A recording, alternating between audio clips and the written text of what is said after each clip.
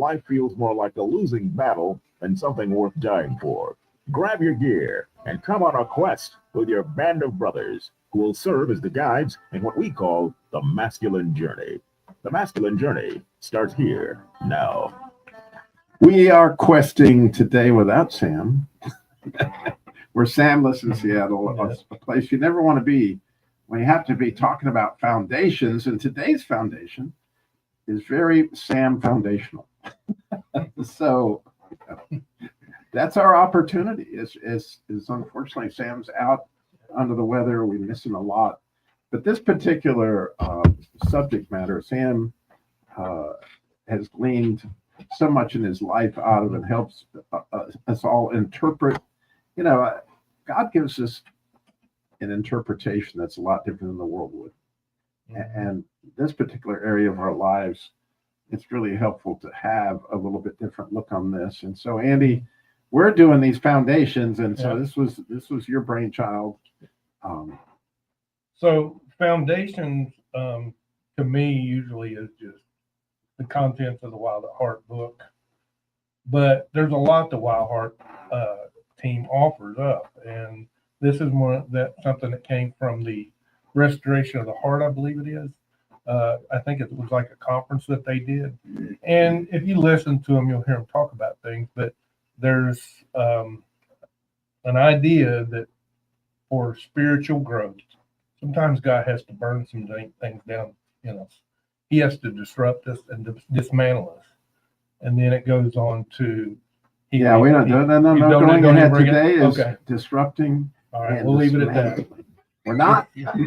Next week, Sam will hopefully be with us to get the second part of this particular foundation. And the idea of the foundations obviously all come out of the Bible, because Jesus is the rock, and it's on his solid ground we stand. So I want you to think about a passage that maybe you hadn't thought about in this light. Clearly, Jesus talked about being pruned, right? You might remember there's this thing about we are the branches and he has his clippers, and maybe you've had a chance to get a good clipping at one time or another in your life. I know I sure have. And Danny, you certainly, even recently, right? Yeah, it's called 2025. Yeah, it's 2025, the year. But there may be a passage in the Old Testament you hadn't thought about in this angle. It's really, really beautiful if you begin to think about that. In Isaiah 11 is a fascinating, unbelievably wonderful holy ground passage that you might say, out of this branch will come, right, from the root of Jesse, that will be, right, anointed with the seven spirits of God, wisdom, understanding, counsel, might, giving you this picture of the Messiah. It's beautiful. Isaiah chapter 11. But it leads up to Isaiah chapter 12. It just works like that. I don't know. But when you read the first verse of Isaiah chapter 12, it says this: "And in that day you shall say, O Lord, I will praise you that thou wast angry with me." I will leave that there for y'all to go look at Isaiah 12 and think about what you talked about was, I will praise you that you were angry with me. And of course, if you think about that from your salvation point of view, right, you're just, getting back to the basic of basics. Had God not poured his wrath upon his son, coming out of Isaiah 11 into Isaiah 12, if he had not been angry on his son, and then none of us would have the blood of Christ. But nonetheless, like all scripture, it's on levels. So there's a level of that yes, that's a messianic picture, but it's also a picture of what we're talking about today, which is to get the rug pulled out from underneath you. And so I'm going to go with Darren's clip, because Darren... Real quick, I wanted to add something. No, you're not loud. I said, no, I'm just kidding. You've been disrupted. I wanted to make a point there that Robbie kind of disrupted me there, is that I was making reference, and I do make a reference to the Wild at Heart a lot of times, because there's things in the Bible that they do a good job of making clearer than I did in my own unlearned self, ignorant self. And it is to get it, you look at those deeper story elements of the Bible, what the Bible is truly saying.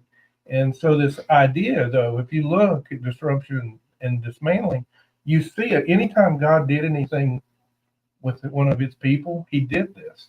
If you look at Moses, when he got put on the backside of the desert, whenever he disobeyed, and when you see it with Joseph and, going in Potiphar's house and doing all that stuff in the long time that he had to wait, he was disrupted for sure when he got thrown into the, into the hole or whatever. But I just wanted to make that point. Obviously, all this goes back to the Bible. Just sometimes good teachers, good teaching helps pull this out in it. And then whenever you get it, when you're like, oh, you get revelation on it, then you want to share that. But that's what we're doing here is with this idea. Right. And Mandy, Right. You said it well. Yeah.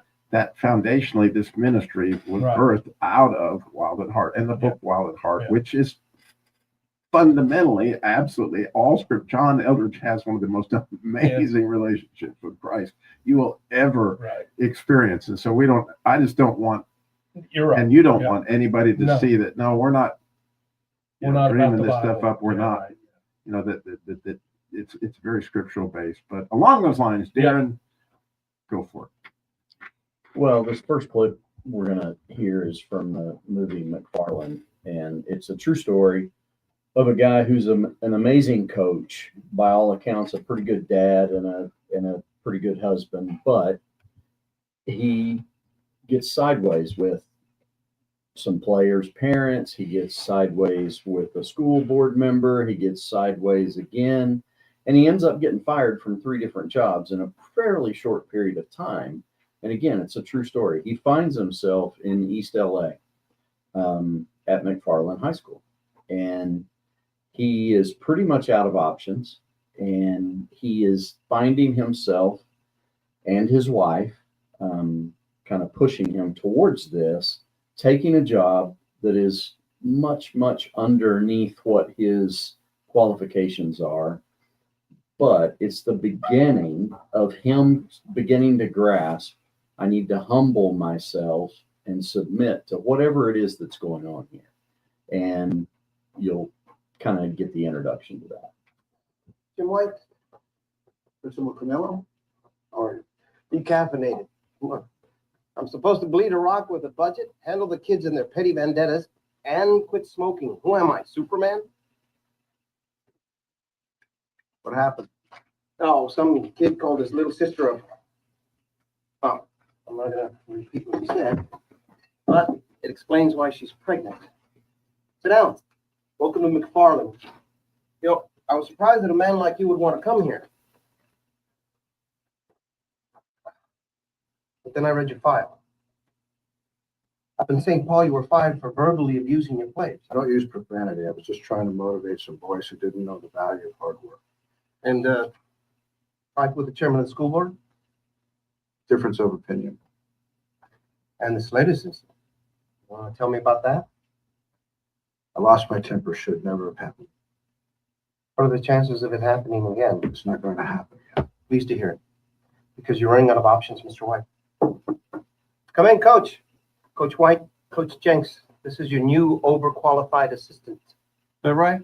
The name's White? Yep.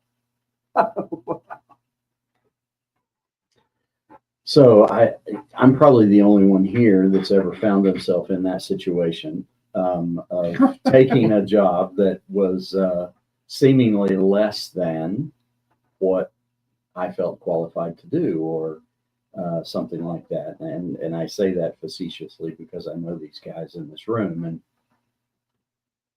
and I know bukus of well-educated, good-hearted pastors who could preach circles around most other pastors, and yet find themselves on the outs and find themselves having to figure out what's God doing. There's some disruption here that we didn't ask for, and Harold earlier, and he'll talk about it a little bit later, said there's been a couple of times in his life he's been disrupted. And it's hard for me to believe that in the 127 years that he's been alive, but God has disrupted me at least a million times. I jokingly said I call that Tuesday, and it's fairly regularly, and I'm thankful that it's fairly regularly, but I do get tired of it. So it's, you would think one would learn, but that disruption happens because he's got to stop our agenda. That's the reality, right? Adam had an agenda. Satan had an agenda. Everybody, Nebuchadnezzar had an agenda. All of these people have had agendas along the way, and God comes in and disrupts that agenda because he has a better agenda, but we don't want that. We just want what we have, and we want to keep going on the track we were going on. And so God comes in to do some disrupting. And then once we've submitted to that disruption, then the second half of the equation, the dismantling, begins to happen, where he's beginning to dismantle the false self that we've been living under, the poser that we've been living under. And he's getting to the root of how we ended up on this straight agenda to begin with. Right. So in the case of McFarland, that's before he ever met this principal, he'd been disrupted. Oh, yeah. Fired. And now he's kind of getting taken apart. Mm-hmm. Because to be an assistant to this other coach is like, and the other coach is a piece of work, I'm telling you. Yeah, he is. And they battle back and forth a lot. But, Coach Jinks figures out very quickly, I'm just going to need to submit to this, whatever's happening, and let it play out. And it does, and it plays out beautifully, but not without major disruptions and more dismantling along the way. It did. Oh, you think there's 1 minute left before the break? Is what you're saying. I thought you had something you wanted to say. I've got that on good information. He was trying to disrupt you. I thought he was saying he was number one. No, well, you're more spiritual than that. You were just pointing to God. That's right. I like that. So I know we don't have time to get into all of your story here, but we can set up the cliffhanger. So go ahead. We know you said this has happened many times in your 250 years. He just doubled. Well, the first time it happened is I had been sailing along as a kid in high school and going on into college with the idea that I was going to be a pilot in the Navy. And I even passed the written exam for aviation officer candidate school. And 2 weeks later, a guy that dated We got to go to a break. We're going to have to bring it all back when we come I'll back. finish later. Contest rules for the Truth Network. Prizes won are not transferable, redeemable for cash, or exchangeable for any other Releases. prize. There was 1 All minute. prizes must be I got it now. within 30 days of winning. Release what I'm talking about. One thing. Truth broadcast will be a 30-day period. The rest of our Here's a under the About Us link at our website, hosting tip truthnetwork.com. that I would share with almost any host. To the Truth Network. Don't ever even think about the clock. Somewhere there's a river rushing through the Don't woods, tell me what while time. someone rushes By through showing the air. that, I There's a don't, mountain looking up at the sky while someone looks down. because the best thing that can happen is the show to go into the break without somebody saying, well, we're going to come to a break here. You don't want to hear that through the audience. You want the show to flow, and then at the point in time that you cut him off in mid, National forests and 20 grasslands. then the And to learn show. more, so- visit National Forest Again, or I appreciate that good producers like Keith is, and Try to give people more questions. they I want provide you to say that. next.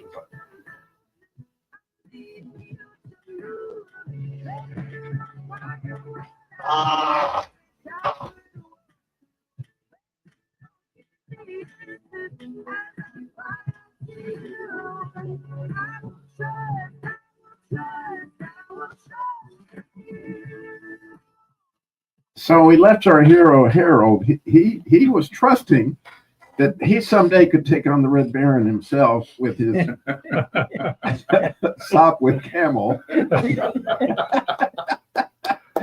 You were going to be a fighter pilot, and getting those machine guns through the propeller like that always amazed me. I'm just saying, Good how did they engineering. not shoot off the propeller? Good engineering. So anyway, back Movie credit. back to me. Just ignore everybody here. You just have to move on. So I was sailing along, and all of a sudden, this fellow that ate at the boarding house where I worked tricked me into a blind date with his sister. Within 6 weeks, we're engaged to be married, and I'm told that she cannot be married to a pilot in the Navy. So I drop out of school and join the Air National Guard and go off to basic training, scared to death of what I'm going to try to do to earn a living, because I'm no longer going to be a pilot in the Navy. I got to compete for a job. And up to that point in my school career, I had not cared much about grades. So my grades were passable, but nothing to get excited about. And a lot of the guys graduating in my curriculum went into career fields that I couldn't see me being happy doing. But as luck would have it, and as God provided, when I got back to school in the fall after basic training, I had a class in computer programming. And just like the first time I saw Jan, when I saw computer programming, it's like, oh yeah, that's me.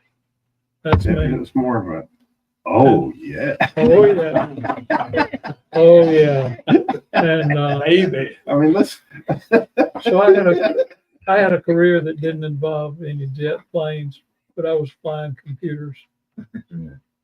So that was the first major disruption. We moved to Columbus, Mississippi, and I was working there for like 8 years. I expected that I would be in Columbus, Mississippi as long as I was living, but God saw fit to disrupt that. And consequently, I ended up in Mocksville, North Carolina. Great change in my life. It didn't seem so when the opportunity first presented itself, but looking back in hindsight, it's great. Had that not happened, I wouldn't be here with you guys. That's right. When he came to Mocksville, he said, "Oh, Oh yeah. Just think about how many jokes we'd be missing if Harold were a part of oh, things. it would be." So moving along, just a spectacular clip. I think.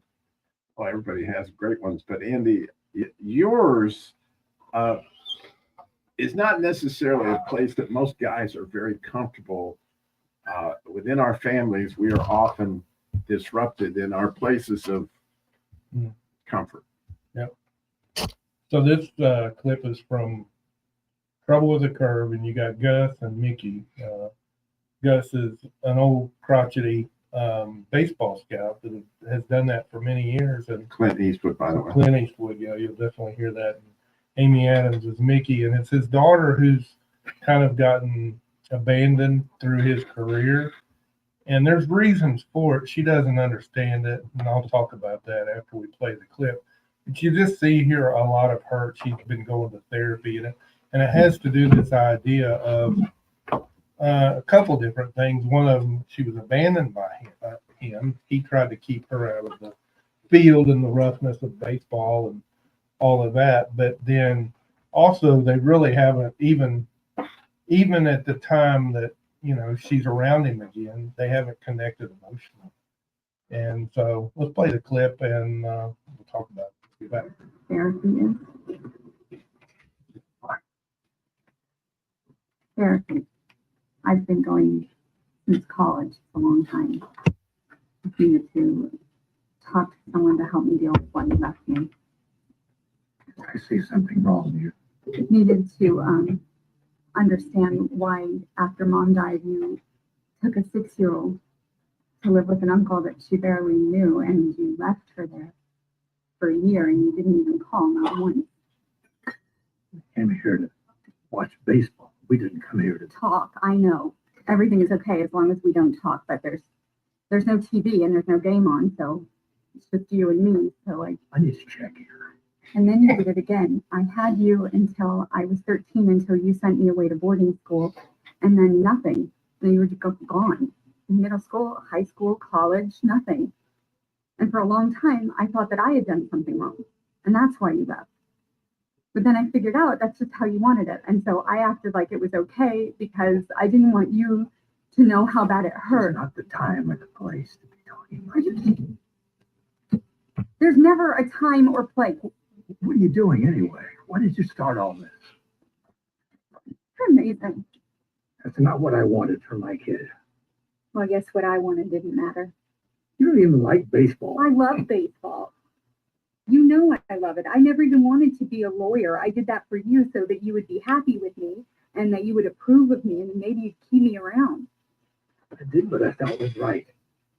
I just didn't want you to have life in the cheap seats. They That's were all. the cheap seats. Spending every waking moment with my dad watching baseball, eating food that was no good for me, playing pool, staying up too late. Those were the best seats in the house. Wow. So,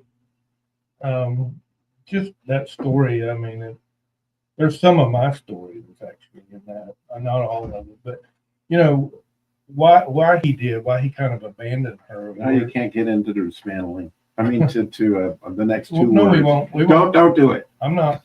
Okay. I'm not. But what was happening there was she just, you know, she was communicating her heart, and that was very disrupting to him. But she didn't know the full story either, in the fact that he had done all this stuff to protect her. While she was at the baseball field, there was a man about to abuse her, and he came up on him, and he took care of business, and he sent her away. And that was very. Now, let's see. Just to interrupt you because it's kind of fun. Yeah. You're doing a good job. I see Sam do it all the time. It's like, let me know if it's fun. No, I think that the obvious thing we all do, everybody's in pain over that scene. If you're sitting there, you're in pain. If you have a daughter, I assure you, you're in pain over that scene. I mean, there's tears in my eyes. I don't know about anybody else. So what do you want to do? You want to get everybody out of pain. So you want to tell them that it all gets, there's more to the story. No, right now, there's no more to the story. Right. So right now, right this very second, the pain is there to point you. Right. That is the disruptor for sure. If not, you would not be disrupted. Right. It's got to be uncomfortable. These disruptions we talk about, to even get to dismantling, there has to be some pain associated with it, or you're not going to change your behavior. And it was painful. He was hearing all her complaints, and he just wanted to move on. He just kind of like, I want to move on there. You just kind of want to move on from that because it is painful. But it was, and again, part of the story was she didn't fully understand, and it helped her understand a bit more. But still, he needed to be disrupted, and he was trying to avoid it everything he could. Let's not talk about it. You know, you didn't even like baseball anyway. A total trying to deflect. No, I really did like baseball. I like being with you.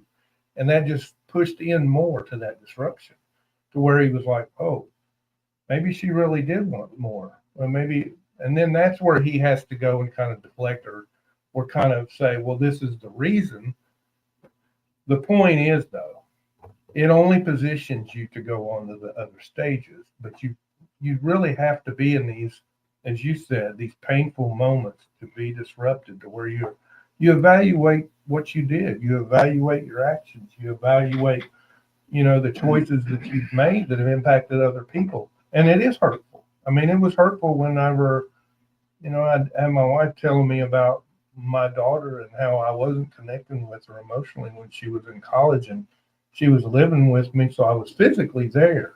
My situation, I didn't have my dad in my adolescence and stuff, and that hurt a lot. And I wanted to make sure I was there, and I was physically, but I had struggled emotionally to be there for her, to be able to connect and have that conversation. That's why I was saying it was part of my story in there. But it was very disrupting whenever that began to happen, because we grew up tight. It was like that whole thing about as a kid around the baseball field. I take her with me, whether she liked it or not. I told the guys I watched enough baseball to be a baseball scout, and we would go to the major league games and just had a blast doing it. But there was a time and a season for that, and then as kids mature, they're not the same. They're the same person, but they're going through their experiences. And sometimes you don't know how to connect. But again, she took the time or felt it need to be, and it was disrupting. And again, when I first heard it, I wanted to avoid it. I didn't want to take responsibility, but I wasn't getting anywhere, and I probably stayed there probably a year at least. And then I began to see it, and then God in how He fathered me, He began to show me kind of in my dad and not being there. And as he fathered me through that back to him, it allowed me to be him to open me up to that disruption to where I was able to go on and take those next steps. But there was disruption and dismantling. Yeah, and often, you know, for me personally, with my own daughters, yeah, you know, I have to come to the place where I see that I really did not want that. Yeah. I didn't want I mean, that's my own inner cesspool. I'm getting a good whiff of it and it stinks. Yep. Okay. If I'd wanted it bad enough, I'd have done something about it. And the truth is that the painful thing is the sin is really in there. Yeah. And it's really in me. And having that mirror held up is beautiful there. No, it's just, I totally agree with you two and have dealt with that with my daughter, Denisha, and you guys know her. She's, you know, helped you at a boot camp. Right. It's hard though, even at, you know, years later, it's hard. And you have to be willing to submit to that. And so it will be hard if you come to a boot camp. It will be, but it will be. It may feel like Groundhog Day where you're disrupted Yes. repetitively, you know? You got to come. It's right there. Go to masculinejourney.org coming up November 20th through the 23rd. Oh, we would love to see you there. It will be worth it. We hope that God will disrupt us and dismantle us, because it say, I was glad you were angry with me so that I could get some stuff straight. Pretty cool. Isaiah 12, take a look.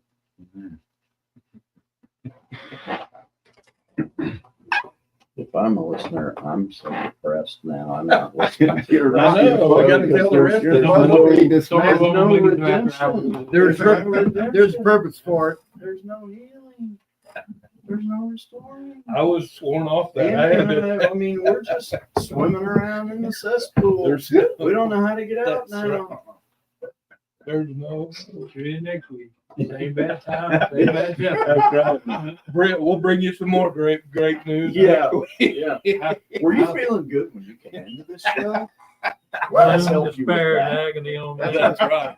They're listening to us online right now. Inflation and depression. We have a visitor. We have a visitor? Is this where you get the 2 hot dogs for free? Yeah. It is. Look who's Good to here. see you. Hello, Dennis, man. It's great to see you. That is absolutely great to see you. For those who don't know, this is, Coon over there? It is. If I'd have known you were wearing your vice grip stuff, I would have worn mine. Hey, There you how you doing, man? definitely a masculine journey guy from way back, and one of the Yeah. personalities on WBFJ. Your Some family. days I have a personality. Good to Good see seeing you. man. How y'all doing? Hey. It is good to see you guys. You know, That's good to it. hear You might you. come by. Yeah, I've been threatening for 2 years, so I thought it was about time I took him on it. You got you off the air long enough to come see you. That's right. Man, a lot of things have changed in here. Oh yeah, we're not in the same system at all. We once were. Yeah. Different. You used to sit this way, face that. Yeah, I remember that. That is great Yeah, to it see is. you. Yeah, the conference room used to be Sam right there. has COVID. So Yeah, what? Sam has COVID, Oh, no. so he bailed. Oh, wow. Where did you find that? We just lying to us. He just wanted out. Yeah, I don't. he picks a topic and then. Takes off. No shows yet. Great. Dennis fever's not too bad, but he's got the congestion and stuff. I remember you from car wash. Yeah, yeah. I was the guy trying to dance. It's really bad. Yeah, no, you did all right. Is it okay? Yeah. Do you know the Why you date? guys laughing lights at on. me? The date for what? No, I'll tell you. Are you gonna be at the fair again this year? Yes, sir. Oh, that's right. That's See this ya. month. All day, every day. Yeah. Oh, it's this month. October.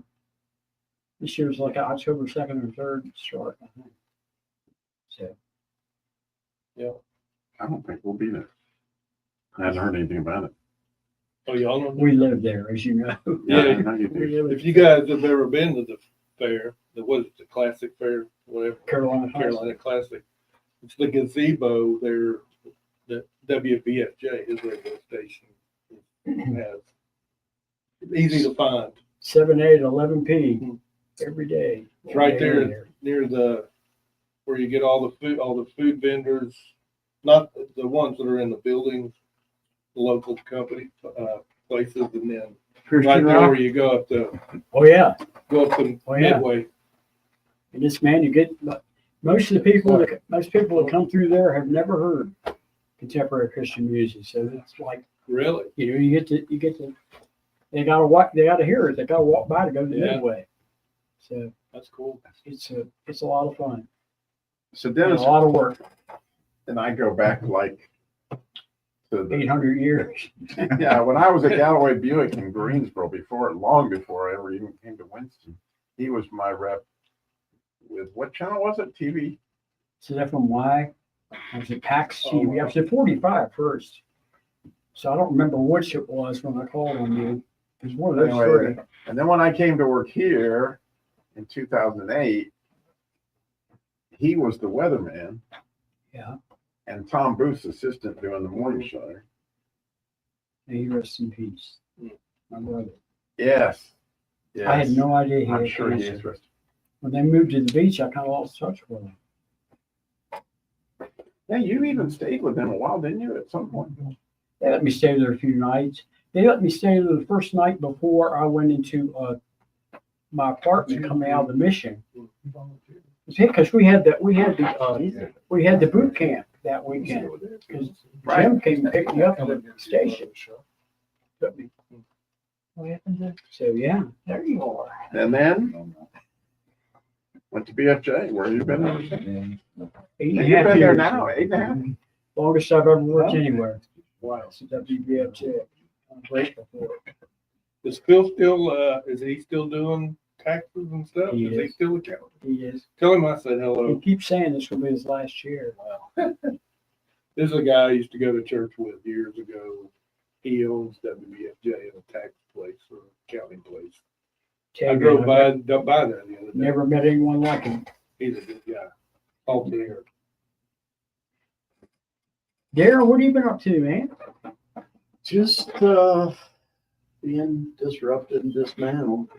So you haven't That's been- no topic. Nothing more. No, that was it. Yeah. Well, That was their topic. Yeah, no improvements from that. No, just living up in King, developing property and doing all kinds of goofy things. I Hanging came out with across these guys every came night. across a picture the other day. I have a slideshow I have at home with all these photos that I've saved, and it was you with the we took the BFJ staff. It was like for a day or a weekend energized thing. Yeah, we took them up to the lake and took them skiing and stuff. Picture came across, and I was like, "Oh, that's Derek." Yeah. You're working with Andy? Yeah, I was helping him a little bit then, just because I had a truck and was capable of pulling a trailer. And he said, "Do you know how to drive a boat?" And I accidentally said yes. Yeah. So, We got you over there. Yeah, that he. You gonna talk? We got No, you over there. no. No, you don't want to talk. Okay. He gets enough of that. I get enough of that. So I don't know if you, but now we do two shows. We do the regular radio show. Yeah. And then a podcast that's called After Hours. So So you're doing that? in Yeah. about 3 minutes. Yeah. Okay. So feel free to join if you want. We're talking about one of Sam's favorite topics that he bailed on us. What's the topic? Disrupt, dismantle, restore, and what is it? Oh, you Heal. can't tell us. We don't know until next week. God's I'm not disruption, gonna go there. dismantling, healing. We don't. We have no idea because we had to block that out of our brain. I'm telling you, there's probably people out there slitting their throats right now. There's so all God wants to do is disrupt and dismantle. Man, I wanted to listen to the show and get pumped up. Like a flat tire.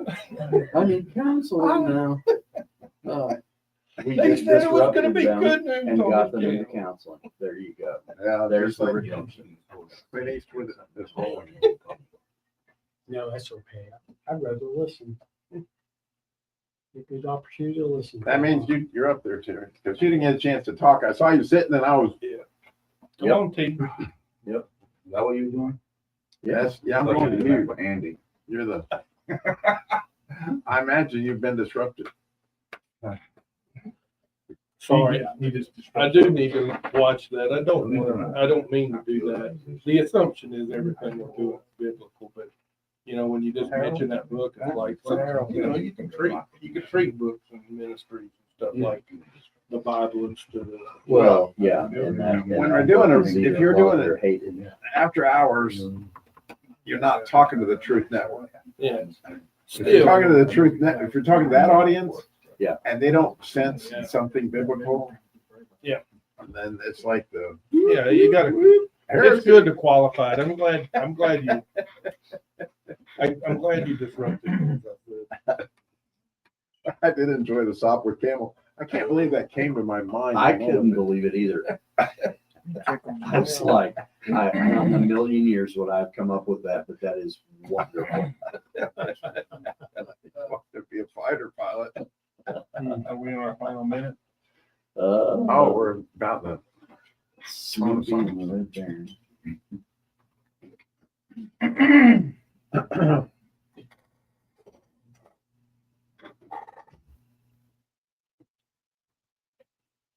You were here last time, right? Rodney, you want to jump in? Oh, we like this from Rodney. I got to sit next to him all day yesterday in the sun. We chatted a ton. We were disrupted and dismantled by many a dove. Not enough. I was in that little lonesome dove.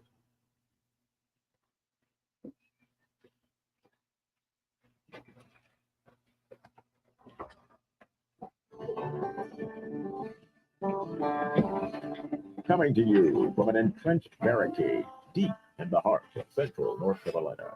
Masculine Journey After Hours. A time to go deeper and be more transparent on the topic covered on this week's broadcast. So sit back and join us on this adventure. The Masculine Journey After Hours starts here now. Yes, it does. And we're we're hoping at the end of this show that you can feel as disrupted and dismantled as we did after the last show. Because, you know, because this is our chance to go deeper.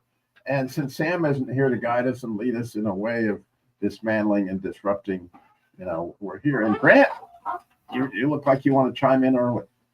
We're now educated. Yeah, there you go. We're working on it. And so we're working on these foundations, Andy. And so, you know, foundationally speaking, what are the foundations? It's core beliefs that we believe as a ministry. Sometimes you see on a website for a church or whatever, you got their core beliefs. It's things that we've delved in scripturally, but also some ideas that are there scripturally that, you know, they're, I think, revelation from God of just going deeper into a particular topic. And, you know, the Bible doesn't come out and say there's disruption and dismantling, but you obviously see it in people's lives and where God had to stop them. They were going one way. He stopped them. They put a donkey in front of them or whatever it took. He got them to stop, dismantle kind of their ideas of where they were going. So that's just an idea of a foundation that we kind of base the ministry on, that you know, like I said, you may not see it in the Bible as that, but that's exactly what it is. And we're just talking about how it impacts our life. Yeah, and speaking of the Bible, there's a Mount Airy version. There is. We have one of the world's leading experts on right here with us, and so you know. I got you. It's one thing to disrupt, you know, Mayberry. It's one thing to disrupt Andy. It's another thing to disrupt, you know, Barney. But oh my goodness, when you start to disrupt Opie, Yeah, you mess with the redheaded kid, it's bad. Yeah. This is bad. Yeah. So, yeah, my clip is from the Andy Griffith Show, and listen much, you'll know I love the Andy Griffith Show, and probably loves to give me a hard time about it.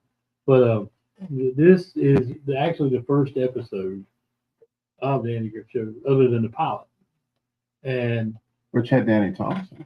It did, yeah, it's from the Danny Thomas Show. Anyway, before they disrupted that and made their own show, but this is where Opie's life gets just turned upside down. And because the maid that he loved, the housekeeper that he loved, and all this stuff was getting married and moving out.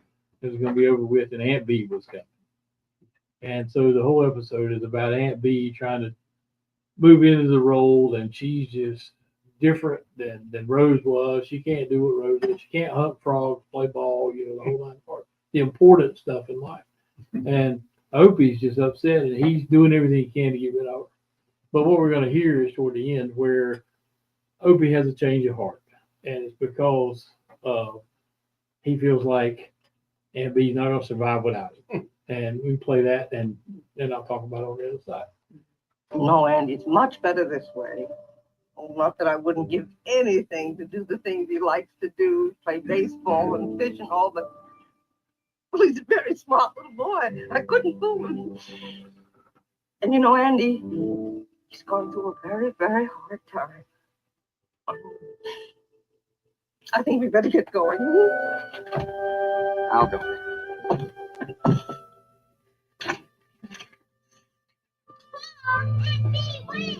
Opie, what are you doing? What's wrong?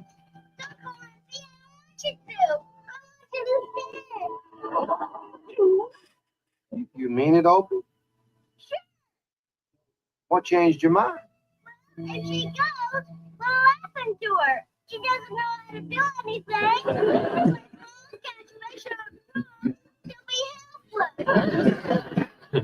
I guess that's right. Woman don't know how to do important things like that. Why she'd just be lost. So that's what she's got to say. So I can teach him to her. You need me.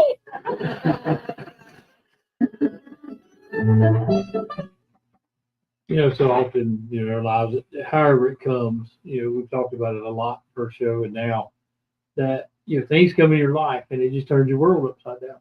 And I've been jokingly talking about, you know, 2025 has turned my life upside down, and the saga continues. But, you know, God has a plan and a purpose with everything. You know, in March, we were diagnosed with stage 4 appendix cancer. And, you know, talk about putting a damper on your plans and not knowing which way to go and what to do. And, you know, your world feels like it's upside down, and you just don't know how to put the pieces together. But I think what I'm learning is, you know, we did a show a while back, and Sam kind of discredited a phrase I'd used for years that, you know, God won't put more on you than you can handle, which is not correct. Because if he didn't put more or allow more than you can handle, you would never need him. And so the disruptions and the thing, you know, well-meaning people say, well, you just got to have more faith, or you got to have this, or you got to have that.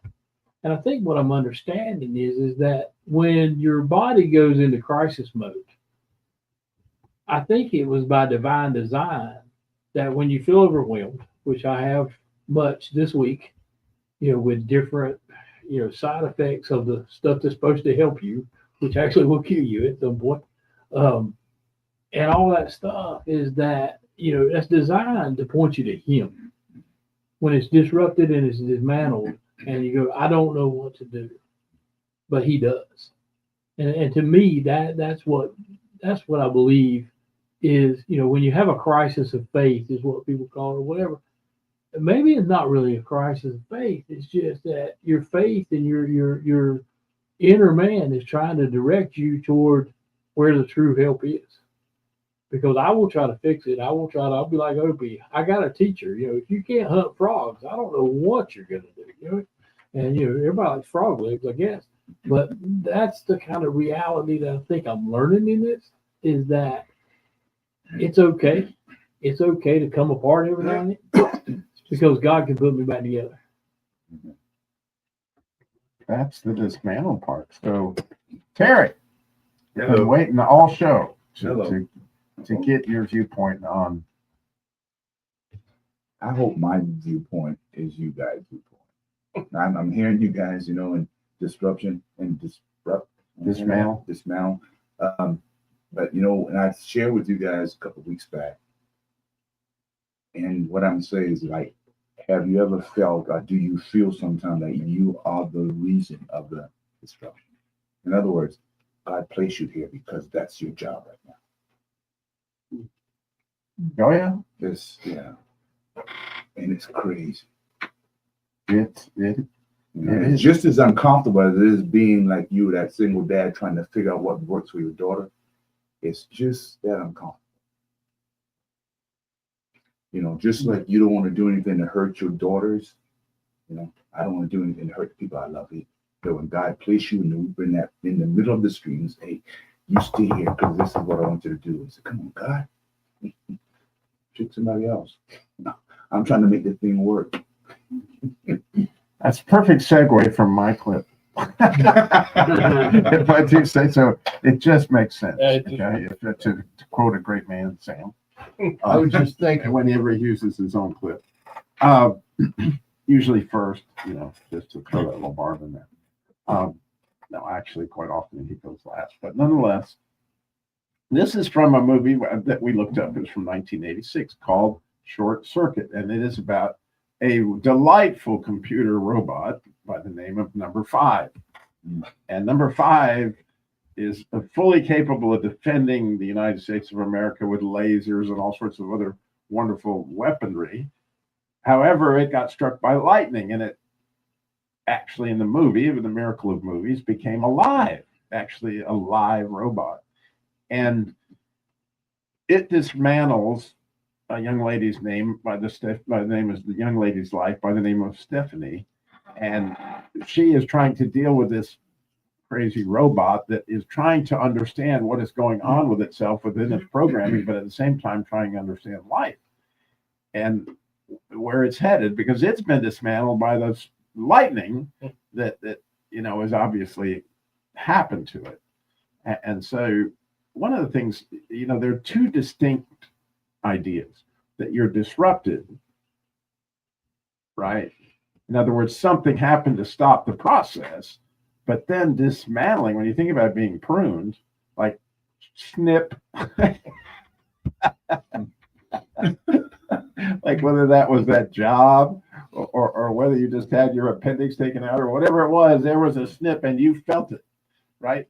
And so there's a process that God has put in place is stop the shenanigans, and then we're going to snip, right?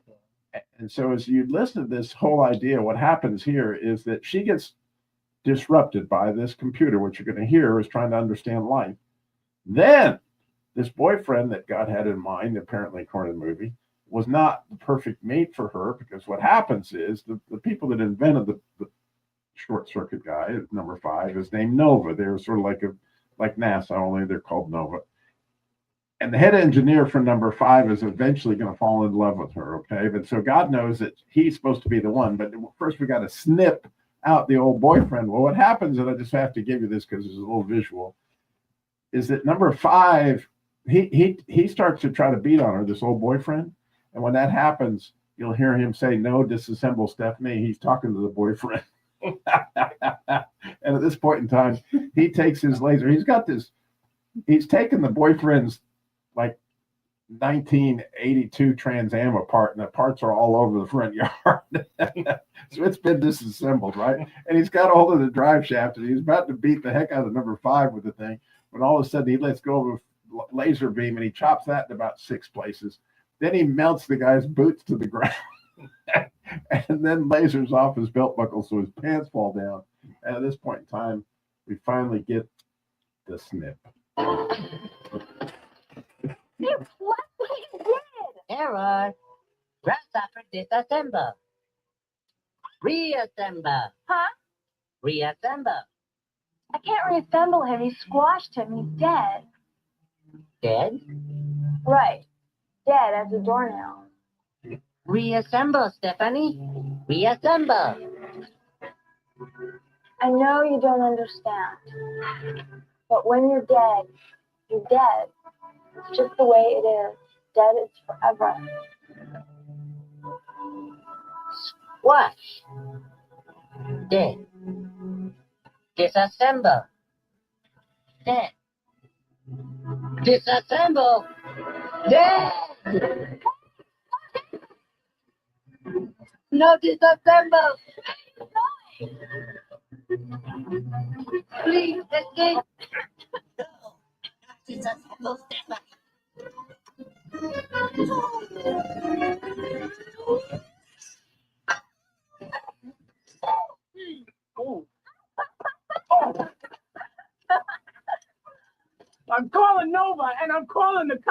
And as for you, you little pain in the neck, you better not come crawling back to me because now it's over. So she now finds herself disassembled, not just disrupted, right? And so when you look back at the process that you're currently in, because I would almost bet money on almost anybody's life right this minute. There are things where you're in the second part of this that we'll get to next week. But there's some area of your life right now in some relationship or in something that's going on with your occupation or somewhere in your life, you're being disrupted. Somewhere else in your life, disassembled. Dead. Right? Like you're feeling that and you're experiencing it. And there's purposes within that, again, that point back to God. But as we talked about in the first show, when I look at my own life, right, that, I owned a Chrysler dealership in Knoxville, and it was a nice, great company, and God was blessing it, I thought, and he was blessing it, and all the way through, and here's the end. And then one day, the auditors came in from Chrysler financial auditors, not just ordinary auditors. And these auditors go, "Gee, Mr. Dilmore, did you realize you have about $600,000 more stated on your checking account than you actually have in the bank?" And now that's a disruption when you all of a sudden lose $600,000. Like I was totally disrupted, right? And it wasn't long after that, maybe about 8 months before the entire Westside Chrysler Dodge Jeep had been dismantled. Snip it. It was not only my dealership, it was my house, it was all my cars, it was everything. Like it was all like, man, and financially just it was. But the beauty of the process is I go back through it, and I know now I can look back and see that God had purposes for all that. But I'm not going to talk about the restoration because I want you to feel where that is. He said it, Andy. We knew he couldn't make it all the way through without talking about healing and restoration. I know. He blew it. So now we get to go there and say, I said I talk about good news now. Yeah. This is not a bad news station. That's on the end. I just don't want to steal Sam's thunder. He's coming next week, and he's got these other two words. If we talk about them a week ahead of time, I'm stuck in the disassemble. Yeah, stay like Paul Harvey. Stay for the rest of the story next week. Come back. Right. And here's the opportunity, right? That when you find yourself there, it's like it's said in Isaiah 12, right? If you go back to it, it says, "I will be glad because you were angry with me." In other words, that's one simple little thing right in there, but it's so profound. I will be glad. I think that's an oxymoron. I think we've talked about that before. Yeah, but I'm going to be glad. I'm going to be glad that this snip has just taken place. Yeah, and a point too about that is that we're doing all this in 2-minute clips, and you're mostly hearing the disruption and dismantle. But this things that some of these things that I've dealt with in disruption, I'm still dealing with 15, 20 years down the road, depending on how quick of a learner you are. Sometimes it's just simply, if you look in the book of James, these things I think are a test of our faith, and they take time, but the more that you stick with it and you're like, God, I'm not letting go. The circumstances may not be changing, but I'm not letting go, and I'm not bailing, because a lot of people I think do bail whenever God calls them disruption or dismantling. Any part of those processes that require, as you said earlier, pain or of not getting really what you want. And again, I used to be one where God is all about blessing and good, and that's true, but it's not like man puts on it. That I've found great blessing in finding out who he really is, not just because I'm trying to get some stuff from him, but to truly enter into maturation process and allow him to do his work. So there's this fascinating thing I discovered actually today, which I think is profound and worth thinking about. It's just in the early part of the scripture that if you go look at the word work in Hebrew, you're going to find something fascinating, that there's about 7 different words that you could say that's work. But the first word that used for work is in Genesis 1, when God ceased from his work on the Sabbath day, right? He stopped his work. That word for work is spectacular in that you're probably a little bit familiar with the sound of it. If you're familiar with the word angel, that word in Hebrew is malik. You might have heard that. It means messenger, right? That the word for an angel is a malik. Well, the word for work in Genesis 1 is malakah, which means the expression of an angel, okay? Or to express your occupation, so to speak. So if you think about it, God spoke the world into existence with message. He spoke it. They were messages. There's going to be a blade of grass. There's going to be a number 5. There's going to be a deer, and there's going to be sop with camel. You know, maybe. In other words, he spoke all this stuff in for 6 days, then he rested. And so the word for work, to some extent, is what is the message of your work?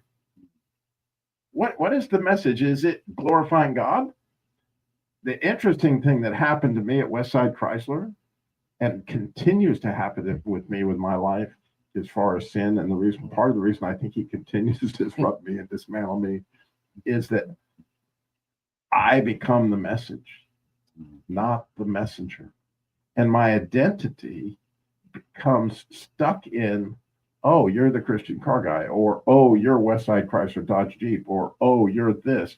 And when you become the message rather than the messenger, then it's coming. Disruption. Yeah. Snip, snip, snip. You're gonna feel it. We were never intended to be the message, for sure. Right. But the messenger, for sure.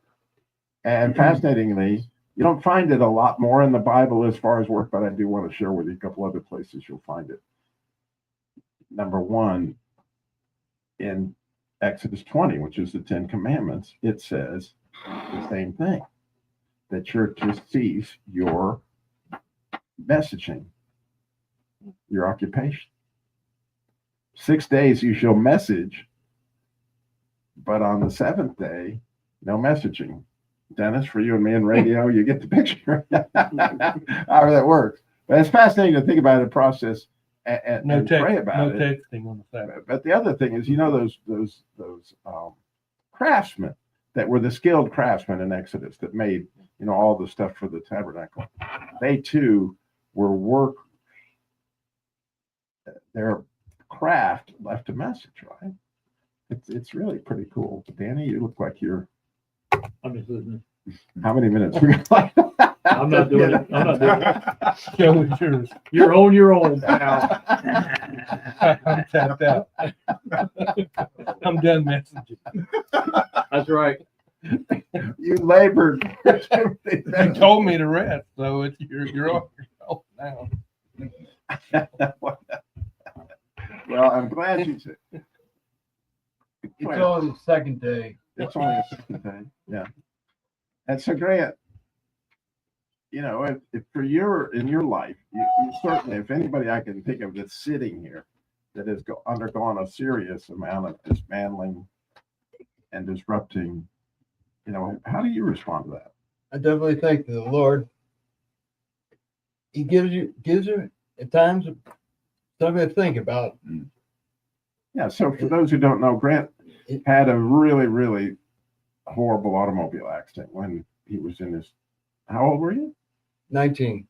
When you were 19. And would you say you were disrupted and dismantled? Completely. Completely. And given up for dead, actually, right? Yes. For how long? I was 2 hours. Dead. Right. And that was a miracle. It was. And then how long were you in the hospital afterwards? I was in the worst type of coma for 3.5 months. out of 12 doctors, 9 said full life support system, and 3 said might be the worst type of vegetable for life. And then you weren't able to speak for a long time, right? No. Or walk. Right. And so you've had to put all that stuff, right? Yes. Actually, I was almost incompetent. I left the hospital, but I could relate that things are going to get better. There was a reason. Don't talk about that yet, though. Was there a reason why? Don't go too far. I had too much IQ. I need something taken out. Next week. Keep your powder dry. You remember that teacher in elementary school that kept telling you can't read ahead? Robbie, you missed your call. Elementary school. Yeah, there you go. A, B, C, D. It'll work. Yeah. Danny, you're holding your mouth like you got something to say, but apparently you don't. You just happened. Yeah. So, Terry, we'll go back to you. Disrupting in your current situation. Yeah. Being placed in somewhere to do something that, and I'm sorry, this might be a twist from where we are, but I'm looking at it on this angle. Becoming that thing of disruption for a reason. And not wanting to be the bully or the bad guy, but being placed by God and say, just be you right here. I'll do everything else. I just need you to stand here. I'll do everything else. You have good days, bad days. You have when things look really plain and good, and you're gonna do what God says, and it won't be so good. But anyhow, like Art said, things are good because I'm keeping, like you did, focus on what's true and what's real. And I mean that's the only thing can guide and lead. Yeah, well, you're right in the middle of it, which is kind of where you are right now. I am. And which is where we want to have everybody. Don't go any further than that, bud. God timed it perfectly for you to come in right now. Actually, for Danny too. He's right in the middle of it, right? It's totally disrupted and dismantled. And talk about being dismantled. I mean, it won't be long. You've got some serious. That's more like dismembered. Is the way it's Right. Yeah, major surgery where I asked them what they were going to leave in, not what they were going to take out. Yeah, and I can remember it wasn't terribly long ago, Darren. You went through a similar dismantling of disassembly. Well, only 10, 12 times in the last 5 years. Yeah, I mean, medically, yes. Career-wise, yes. Ministry-wise, yes. Relationally, yes. Yeah, all of those things. Can't wait to talk about healing and restoring next week, Robbie. Well, you need Sam to do that. So will you join us? Meanwhile, join us at the boot camp. We'll help you feel the pain. November the 20th through the 23rd. Right. Go to masculinejourneyradio.org. You don't want to miss that.